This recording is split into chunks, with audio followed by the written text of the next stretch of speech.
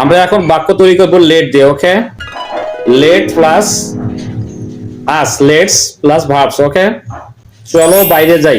Let's go out. Let's go out, চলো বাইরে যাই। যাই। চলো বিশ্রাম নেই। Let's take a rest. Let's take our rest. Okay, চলো বাড়ি যাই। Let's go home. Let's go home. এবার হচ্ছে লেটের পরে থার্ড পারসন। ওকে, তাকে বিশ্রাম নিতে দাও। Let him take rest. Late him take rest. তাকে বাড়ি যেতে দাও।